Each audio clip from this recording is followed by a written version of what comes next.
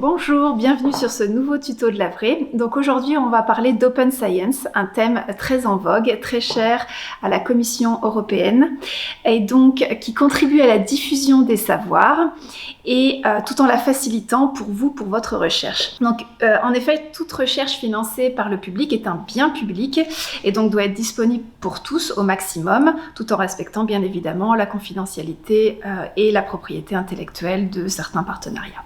Et donc, que recouvre le thème d'Open Science? L'Open Science, c'est l'Open Access, qui est l'accès libre aux publications. C'est également l'Open Data, qui est l'accès libre aux données de recherche, de manière à rendre la recherche reproductible. C'est l'Open Source, pour tous les logiciels donc diffusés sous licence Open Source. C'est également l'Open Education, donc qui est l'accès libre aux outils liés à l'enseignement. C'est l'Open Peer Review, qui permet de connaître les reviewers de son article, de manière à communiquer avec eux, de rompre cet anonymat. C'est également le Citizen Science, qui est cette recherche en collaboration avec le citoyen, qui est un thème assez prégnant en sciences humaines ou auprès des Living Labs, comme le CLIC de l'Université de Mons par exemple. Donc ces concepts imposent souvent aux chercheurs d'avoir des connaissances juridiques, techniques et administratives, et donc l'Avril peut vous aider, vous conseiller sur ces différents concepts. Donc voilà, donc maintenant nous faisons un zoom sur l'Open Access, donc l'accès libre aux publications, donc, qui comporte plusieurs caractéristiques. Il existe des revues entièrement Open Access, qui sont financés donc par les auteurs, qui paient donc ce qu'on appelle les APC, Article Processing Charges, et donc ce n'est plus le lecteur qui paie, mais l'auteur. Et donc c'est ce qu'on appelle également la voie dorée ou Gold Open Access. Il est également possible de mettre ces publications en Open Access sur le répertoire institutionnel de l'Université de Mons. C'est ce qu'on appelle donc le Green Open Access ou la voie verte.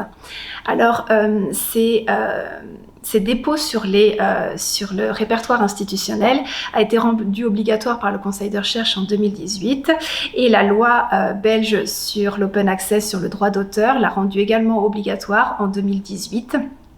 Permettant de protéger les auteurs qui auraient par exemple signé des contrats avec des éditeurs. Donc maintenant, le dépôt est obligatoire sur le répertoire institutionnel.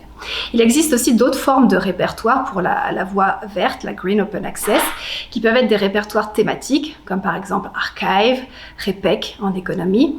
Il existe aussi parfois des répertoires nationaux dans certains pays, ou européens, nous pouvons citer notamment OpenAIRE. Donc de plus, avec ce décret donc de 2018 sur l'Open Access, l'évaluation des chercheurs ne doit se faire que sur base de la liste des publications encodées dans le répertoire institutionnel. Alors pour revenir aux revues complètement en Open Access, il peut exister des revues prédatrices, c'est-à-dire qui pratiquent des APC très très élevés et qui sont en général de très piètre qualité. On peut considérer qu'au-delà de 1 500 € pour la diffusion d'un article, pour la publication d'un article en Open Access, on peut considérer que c'est une arnaque. L'Université de Liège, récemment, en décembre 2020, a publié un test qui s'appelle Compass to Publish, qui vous permet de savoir si une revue est de qualité ou non.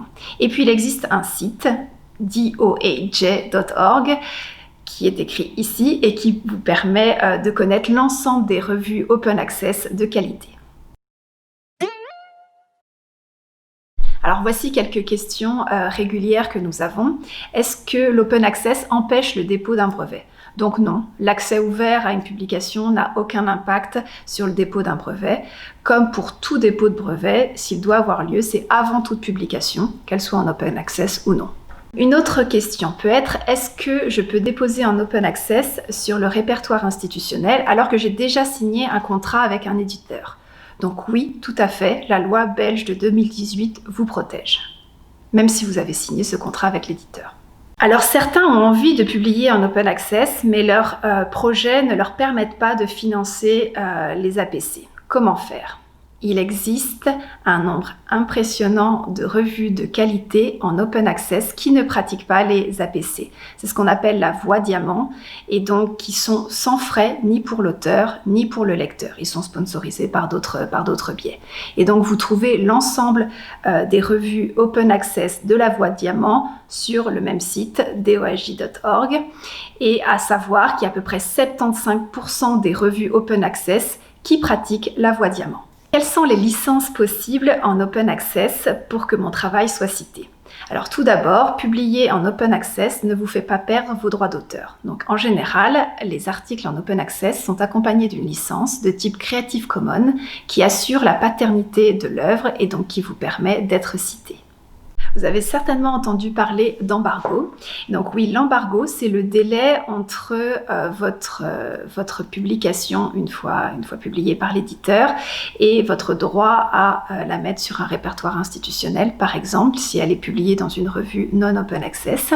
En général, et c'est ce que définit le décret belge, est de 12 mois, l'embargo est de 12 mois pour les sciences humaines et de 6 mois pour les autres sciences. Il y a un site, Sherpa Romeo, qui vous permet de connaître les politiques éditoriales de vos éditeurs et sinon, l'Avray peut également vous conseiller. Maintenant, zoom sur l'open data. Donc, autant l'open access est bien démocratisé et en pleine expansion, autant l'open data est un peu moins connu et moins répandu. Pourtant, c'est un thème très cher à la Commission européenne et très cher à la prochaine programmation Horizon Europe.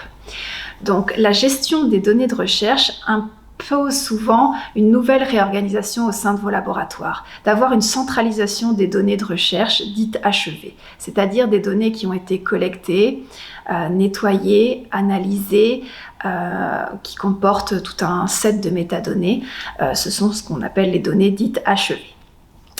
Encore trop de chercheurs gardent leurs données de recherche achevées sur leur ordinateur personnel, sur un disque dur personnel. C'est vraiment important pour pratiquer l'open data d'avoir une gestion des données de recherche centralisée, saine, organisée. Donc pour cela, le DMP, Data Management Plan, peut vous aider. Donc il est possible d'en réaliser depuis quelques temps, notamment depuis que l'Université de Mons est membre de la plateforme dmponline.be. Alors ce plan de gestion des données vous permet dès le début du projet de clarifier où seront entreposées vos données, stockées vos données, à quelle fin, de quelle manière, que vous décidiez ou non de les rendre en open data ou pas. Donc la Commission européenne impose ce DMP. Il est encore possible d'avoir une option opt-out, mais de plus en plus ce DMP sera rendu obligatoire. Il y a actuellement des discussions d'un point de vue régional pour d'autres types de projets. Donc voilà, donc ces DMP, Data Management Plan, vous permettent de vous poser les bonnes questions et vous aident à les rendre fair, à rendre vos données de recherche fair. Donc fair, F pour findable, trouvable, accessible, interopérable, réutilisable. Donc rendre ces données ouvertes permet à la communauté des chercheurs de capitaliser sur vos données, de comparer les résultats, de rendre la recherche reproductible et en même temps peut également vous aider en consultant des données qui sont dites ouvertes. Dans la plupart des projets de recherche actuellement, il y a une part de financement qui est dédiée à la collecte de ces données. Il peut paraître incroyable que les mêmes données soient collectées dans des endroits différents. Le but de rendre les données ouvertes est de capitaliser sur ces données et de faire accélérer la recherche. Des plateformes existent déjà pour stocker les données de recherche et donc pour y avoir accès, les données de recherche de type Open Data. Nous pouvons citer Zenodo, qui est hébergé par le CERN et qui est vraiment une grosse base de données, une grosse plateforme d'open data. Nous pouvons citer OpenAIRE pour l'Europe, le prochain portail Open Research Europe, qui sera en activité en mars 2021, qui permet de stocker les données de recherche, les publications des projets européens et qui pratique l'Open Peer Review. Nous pouvons citer GitHub, GitLab sur tout ce qui est plus projet informatique. Nous avons également tous les sites gouvernementaux, donc pour la Belgique, datagov.be.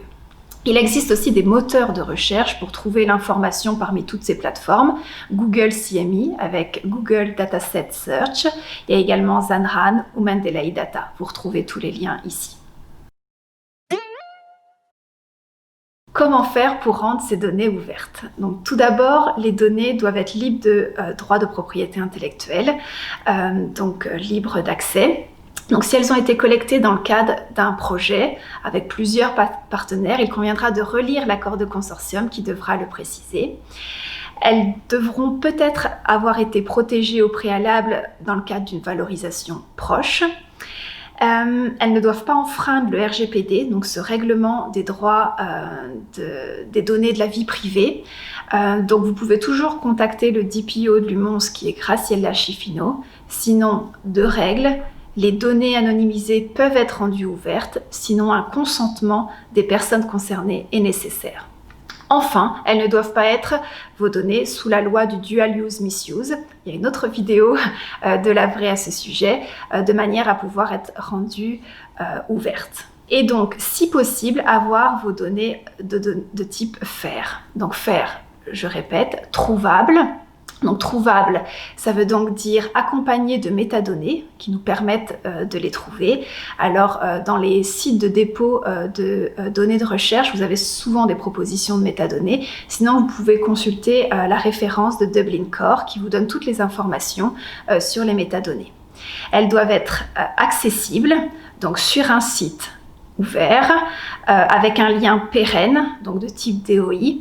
Donc le site peut être un répertoire institutionnel, de type Dataverse comme il y aura à l'Université de Mons en 2021, sur un site thématique comme le site SODA en Belgique pour les données de recherche en sciences humaines, ou elles peuvent être à caractère européen, Zenodo hébergé par le CERN ou OpenAIRE de la Commission européenne.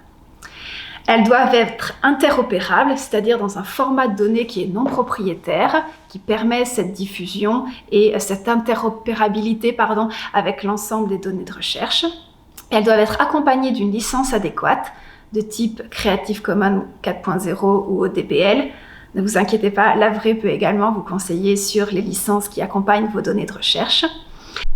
Et donc la qualité des données, alors lorsqu'elles sont FAIR, c'est déjà un haut niveau de qualité, peut être mesurée sur l'échelle de Tim Berners-Lee avec ce lien ici qui vous permet de qualifier la diffusion de vos données de recherche. Et une question qui revient souvent, c'est comment faire pour stocker mes données de recherche. Alors si elles sont stockées sur un répertoire extérieur de type Zenodo, voilà, la question ne se pose pas. Sinon, à l'Université de Mons travaille sur cette question et vous proposera des solutions en 2021.